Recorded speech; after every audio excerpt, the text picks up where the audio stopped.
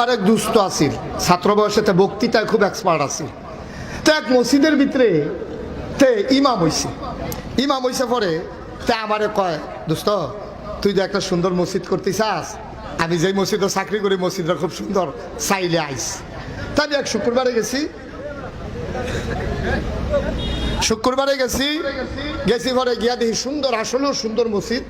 তে হইল ইমাম গিয়া দেখলাম আমাদের দেশে জমার আগে হুজুররা বাংলা আলোচনা করে না, কি করে না, গিয়ে দেখতে আর আলোচনা করে না, খুতবা দিয়ে নামাজ পড়া লাইছে।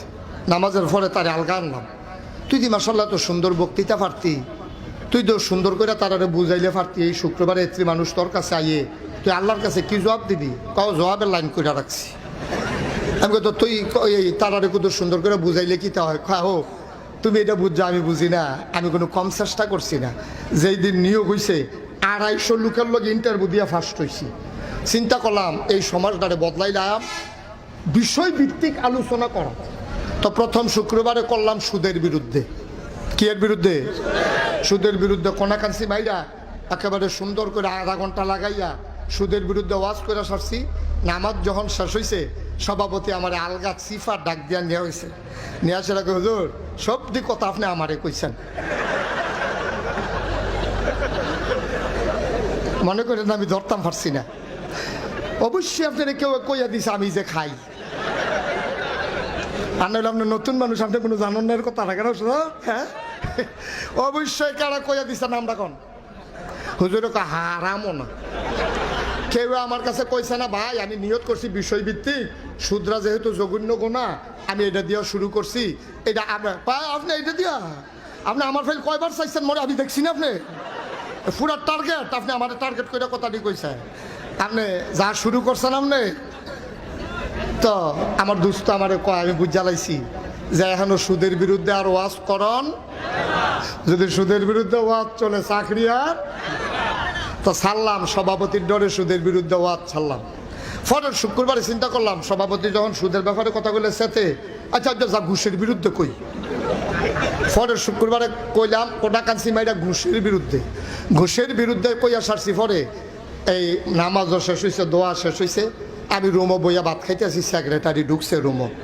সেক্রেটারি ঢুকে সেটা কয়, কি হুজুর ইয়া আমি যে সরকারি চাকরি করি এটা আপনারা কইছে কারা? তো বলে এটা তো আমি আগে জানি, আপনি সরকারি চাকরি করেন এটা কইব কারা? কয় আপনি এই ওয়াজ শিখছেন কেন? আপনি কই শিখছেন এই ওয়াজ? একদিন আপনার সভাপতিরে লইয়া ছুটেন, আজ ধরছেন আমারে, আপনারা ধরেন কি আমি কি আপনার কিছু কইছি? কয় না আপনি অবশ্যই জানেন আমি যে খাই, এটা বুঝছে তো আপনি আমারে ধরছেন, মনে করেন কিছু বুঝি না চাকরি। তা কয় সেক্রেটারির ডরে ঘুষের বিরুদ্ধে ওয়াজ করলাম।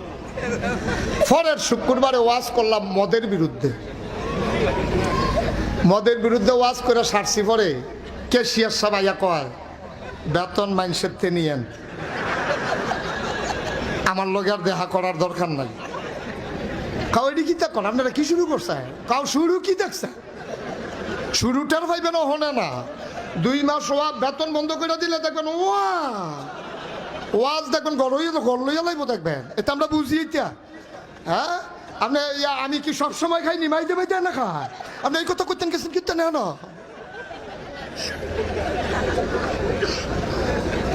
নাউজুবিল্লাহ কয় না তো। সভাপতির ডরে ওয়াজ ছাড়ছে সুদের, সেক্রেটারির বিরুদ্ধে ডরে ঘুষের ওয়াজ ছাড়ছে, আর মদের ওয়াজ ছাড়ছে ক্যাশিয়ারের ডরে। তো আমি কি আর বিষয় নাই, তুই অন্যতন লইয়া কথা কইতে পারস না?